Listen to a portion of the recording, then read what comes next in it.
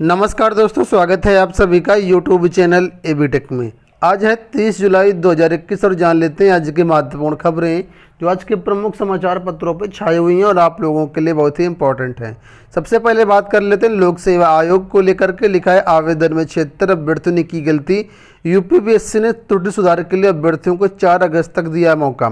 Assistant professor के 128 पदों पर भर्ती के लिए आयोग ने जारी किया था विज्ञापन। तो यहाँ पर लिखा है कि लोक सेवा आयोग की ओर से सीधी भर्ती की मांगे गए आवेदनों में 76 अभ्यर्थियों ने गलती कर दी है। हालांकि आयोग ने अभ्यर्थियों को अपने आवेदनों में त्रुटि सुधार करने का एक अंतिम अवसर दिया हुआ है। अभ्यर्थी जो 4 अगस्त तक अपने आवेदनों में जो त्रुटि की है वो इसको सुधार कर सकते हैं। आपको बता दें 25 जून को सीधी भर्ती का विज्ञापन जारी किया गया था। इसके अंतर्गत असिस्टेंट प्रोफेसर के 128 पदों पर भर्तियां होनी थी। अलग अलग डिपार्टमेंट में यहाँ पर भर्तियां होनी थी, तो उन्हीं के लिए जो ये चीज़ अपडेट है वो आई हुई है। बढ़ते हैं अगली अपडेट की तरफ। चयन बोर्ड को लेकर के बड़ी अपडेट आ चुकी है। यहाँ पर देखिए चयन बोर्ड में कई सारे अभ्यर्थियों ने यहाँ पर धरना प्रदर्शन किया और कुछ मांगे मांगी। अब कुछ मांगे क्या, तो सारी अपडेट हमने आपको कल ही दे दिया था। यहाँ पर लिखा है कि चयन बोर्ड पर अभ्यर्थियों का प्रदर्शन। माध्यमिक शिक्षा सेवा चयन बोर्ड पर बृहस्पतिवार को अभ्यर्थियों ने प्रदर्शन किया। अभ्यर्थियों ने अध्यक्ष और सचिव को पत्र लिखकर के मांग की है कि पूर्व में भरे गए उनके आवेदन फॉर्म को अपडेट नहीं कर पाने के कारण अब चयन बोर्ड उनके एडमिट कार्ड जारी करे, साथ ही वो परीक्षा में शामिल हो सकें। माध्यमिक शिक्षा सेवा चयन बोर्ड की ओर से नवंबर 2020 में टीजीटी पीजीटी भर्ती के लिए विज्ञापन निकाला गया था, लेकिन बाद में इसे निरस्त कर दिया गया। मार्च 2021 में फिर से विज्ञापन जारी किया गया।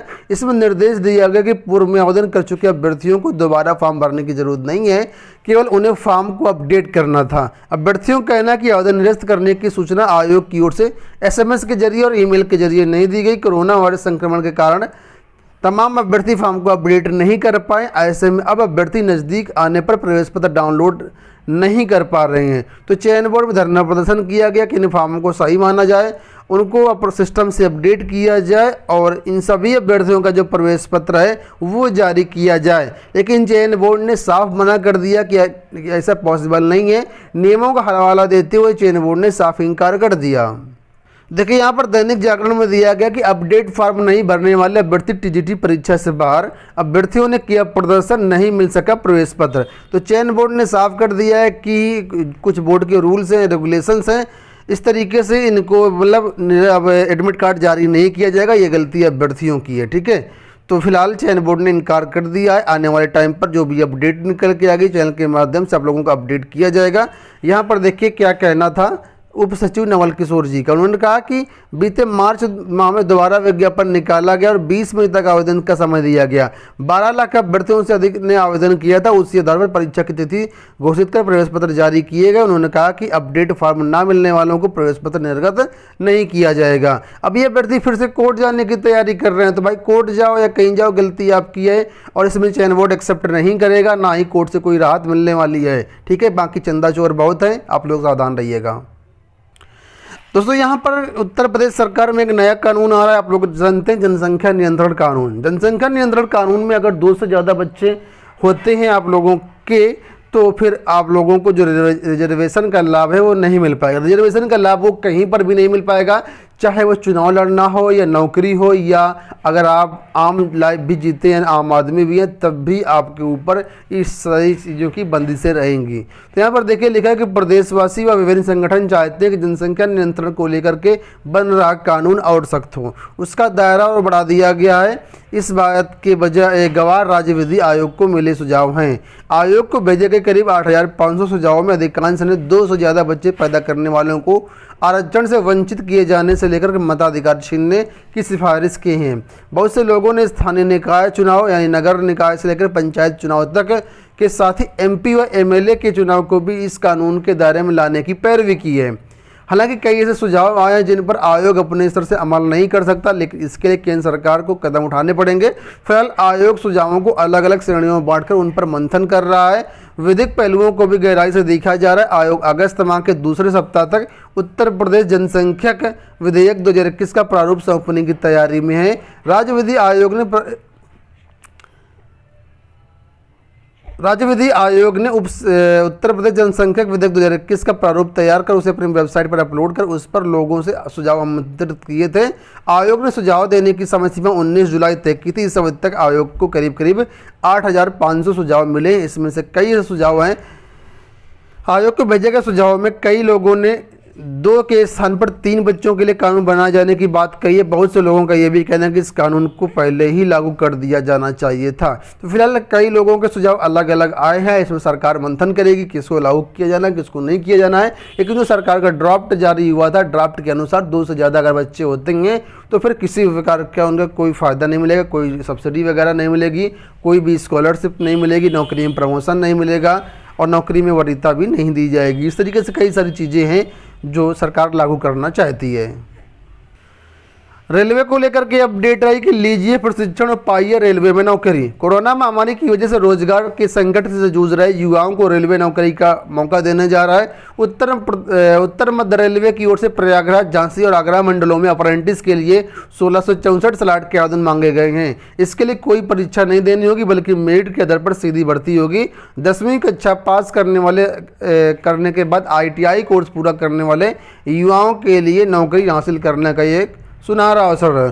तो अप्रेंटिस के पदों पर भर्तियां आई हुई हैं। जो लोग यहां पर करना चाहते हैं अप्रेंटिस, वो लोग आवेदन कर सकते हैं। सिर्फ आपको मेरिट के आधार पर यहां पर एडमिशन हो जाएगा, कोई भी लिखित परीक्षा नहीं होनी है।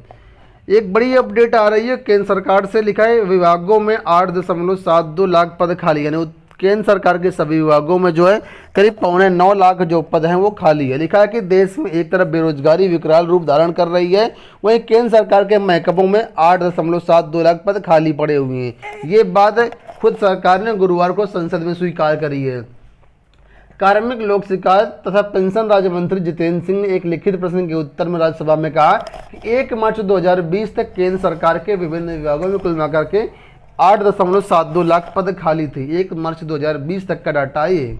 उन्होंने कहा केंद्र सरकार के सभी विभागों में स्वीकृत पदों की संख्या इतनी है और उसमें से इतने पद भरे हुए हैं। इस तरीके से जो है कितने पद खाली हुई हैं। ठीक है, आगे भी उन्होंने बताया कि केंद्र सरकार भर्ती की परीक्षा को तेज करने के लिए एक एजेंसी का गठन किया है जो एक टेस्ट के जरिए सभी किस्म की भर्तियां करेगी और हर जिले में भर्ती केंद्र बनाया जाएगा। पद कब भरे जाएंगे ये नहीं बताया गया है फिलहाल। तो कुल मिलाकर के अगर केंद्र सरकार में पद भरे जाए, देखिए 9.9 लाख पद जो है यहाँ पर खाली हैं। PCS को लेकर के अपडेट है। 19-20 को लेकर के लिखा है अभ्यर्थियों का वेबसाइट पर नहीं हो रहा प्राप्तांक। उत्तर प्रदेश लोक सेवा आयोग ने 17 जुलाई को PCS 2019 और PCS 2020 के अभ्यर्थियों के प्राप्तांक और कट ऑफ जारी कर दिया है। प्राप्तांक एवं कट ऑफ अंक 23 जुलाई तक ही आयोग की वेबसाइट पर उपलब्ध थी। आरोप है कि कई अभ्यर्थियों का वेबसाइट पर प्राप्तांक उपलब्ध नहीं था। प्रतियोगी छात्र संघर्ष समिति के प्रशांत पांडे ने कहा कि आयोग की ओर से प्राप्तांक की जानकारी नहीं दी गई तो न्यायालय की शरण लेंगे। उधर आयोग के सचिव जगदीश ने कहा कि प्रारंभिक परीक्षा के मुख्य परीक्षा के लिए अलग से आवेदन मांगे गए और जरूरी अभिलेख मांगे जाते हैं। जो अभ्यर्थी निर्धारित तिथि तक अभिलेख प्रस्तुत नहीं करते हैं उनका अभ्यर्थी निरस्त कर दिया जाता है, प्राप्तांक जारी नहीं किए जाते हैं। एडेड स्कूलों में ट्रांसफ़र को लेकर के अपडेट आई। TGT PGT ट्रांसफ़र के लिए ऑनलाइन आवेदन लिए गए थे, लेकिन मानक पूरा नहीं करने पर सैकड़ों शिक्षक तबादले से बाहर हैं। मनचाहा तबादला चाहने वाले प्रदेश के सैकड़ों शासकीय सहायता प्राप्त एडेड माध्यमिक विद्यालयों में कार्यरत तमाम प्रधानाचार्यों और शिक्षकों की इच्छाएं पूरी नहीं हो सकेंगी। मानक पूरा न करने पर 1000 से अधिक शिक्षकों और प्रधानाचार्यों के आवेदन झटनी में बाहर हो गए हैं। जिला और मंडल स्तर पर स्क्रीनिंग और संस्तुति के बाद निदेशालय में आए आवेदनों को संस्तुति के साथ अंतिम रूप देने के लिए लखनऊ भेज दिया गया है। शासन में विचार विमर्श करने और रिक्तियों के अनुरूप 2 से 3 दिन में जो ट्रांसफर की सूची हो जारी कर दी जाएगी। कुल मिलाकर देखा जाए तो रजिस्ट्रेशन लगभग 7,500 के आसपास हुए थे। आवेदन करने वाले जो अभ्यर्थी थे केवल 2000 थे। 2000 में से 1000 छटनी में बाहर हो गए, बचे 1000। उसमें से मेरिट के आधार पर ट्रांसफ़र होने हैं। 250 सीटें हैं आई थिंक, उसी के अनुरूप ट्रांसफ़र किए जाएंगे। लिखा है उत्तर प्रदेश की प्रवक्ता भर्ती में अब 40 अंकों की लिखित परीक्षा। प्रदेश के सभी प्रकार के राज्य विश्वविद्यालयों में असिस्टेंट प्रोफेसर की भर्ती प्रक्रिया में बदलाव के बारे में जारी आदेश संशोधित कर दिया गया है। भर्ती के लिए कराई जाने वाली वस्तुनिष्ठ यानी ऑब्जेक्टिव प्रकार की लिखित परीक्षा 20 अंकों की बजाय 40 अंकों की होगी। साथ ही साक्षात्कार को भी 2 स्टेप में लागू किया जाएगा। राज्यपाल आनंदीबेन पटेल ने राज्य विश्वविद्यालयों के कुलाधिपति के तौर पर 18 मई को जारी आदेश को संशोधित कर दिया है। जून माह में विश्वविद्यालयों की समीक्षा के दौरान 18 मई के आदेश पर विस्तृत चर्चा के बाद यह बदलाव किया गया है। असिस्टेंट प्रोफेसर के पद पर चयन प्रक्रिया के 2 चरण होंगे। पूर्व के आदेश में अभ्यर्थियों के विषय की जानकारी मूल्यांकन के लिए 20 अंकों की ऑब्जेक्टिव लिखित परीक्षा की व्यवस्था की गई थी। विश्वविद्यालय अनुदान आयोग के 2018 के अधिनियम में की गई व्यवस्था को देखते हुए 40 अंकों की कर दी गई है। तो फिलहाल यहाँ पर देखिए बड़ा बदलाव कर दिया गया विश्वविद्यालयों की असिस्टेंट प्रोफेसर भर्ती में। बैंकों में भर्तियों को लेकर के अपडेट है कि बीच में रुकी बैंकों की भर्ती प्रक्रिया। 5800 से अधिक पदों के लिए मांगे गए थे आवेदन, लेकिन साइट हुई ब्लॉक। बैंकों की ओर से क्लर्क ग्रेड के लिए 5800 पदों पर आवेदन मांगे गए थे, लेकिन साइट ब्लॉक हो जाने के कारण ये भर्ती फिलहाल रोक दी गई है। आवेदन में संबंधित वेबसाइट जो है ब्लॉक कर दी गई है और लिखा है कि प्रतियोगी इस पर वेबसाइट को सीक्रेट देखते रहें, मतलब लगातार देखते रहें, जो भी अपडेट होगी तो वेबसाइट पर ही दी जाएगी। तो जो अभ्यर्थी यहाँ पर हैं जो अभी तक आवेदन नहीं कर पाए हैं वो लोग यहाँ पर वेबसाइट चेक करते रहे। हमारे चैनल के माध्यम से भी आप लोगों को जो भी अपडेट होगी दी जाएगी। सीधी भर्ती के प्राप्तांक जारी कर आयोग ने बदली व्यवस्था। केवल इंटरव्यू के प्राप्तांक किए जा रहे जारी। अभ्यर्थियों ने स्क्रीनिंग परीक्षा के अंक बताने की मांग। ठीक है, तो लोक सेवा आयोग में कुछ बदलाव किया गया है। यहाँ पर केवल इंटरव्यू के प्राप्तांक जारी किए जा रहे हैं। अभ्यर्थियों ने स्क्रीनिंग परीक्षा के प्राप्तांक भी जारी करने की मांग की है। अंत में बात कर लेते हैं 69 शिक्षक भर्ती को लेकर के। लिखा है 69 शिक्षक भर्ती में 22,000 पद जोड़ने की मांग कर रहे हैं अभ्यर्थी। शिक्षक अभ्यर्थियों ने घेरा भाजपा कार्यालय के अंदर जाने से रोकने पर प्रदर्शनकारियों ने किया हंगामा। तो लगातार अभ्यर्थी 69 शिक्षक भर्ती में 22,000 पदों को जोड़ने की मांग कर रहे हैं, लेकिन इसमें सरकार कुछ भी सुन नहीं रही है। सरकार कहना है कि पदों को इसमें नहीं जोड़ा जाएगा। दोनों भर्तियां अलग अलग हैं, लेकिन फिर भी जो अभ्यर्थी हैं वो बाज नहीं आ रहे हैं, लगातार धरना प्रदर्शन कर रहे हैं। ये तो सब कोई जानता है कि अब फिलहाल भर्ती के पद जो है नहीं जुड़ेंगे, लेकिन लगातार अभ्यर्थी धरना प्रदर्शन करके इनकी मांग कर रहे हैं। उसी में 69 शिक्षक भर्ती के अंतर्गत जो है चौथी काउंसलिंग के लिए यहाँ पर देखिए अपडेट आई हुई है कि 69 सहायक अध्यापक भर्ती है। चौथी काउंसलिंग कराने की मांग को लेकर के बृहस्पतिवार को अभ्यर्थियों ने बेसिक शिक्षा परिषद के उप सचिव को ज्ञापन सौंपा। अभ्यर्थियों का कहना था कि तीसरे चरण की काउंसलिंग के पश्चात लगभग 1000 पद रिक्त पड़े हुए हैं। इन पदों को भरने के लिए जल्द से जल्द चतुर्थ काउंसलिंग करवाई जाए। प्राथमिक विद्यालय में 69 सहायक अध्यापक भर्ती काउंसलिंग में 3 बार काउंसलिंग हो चुकी है।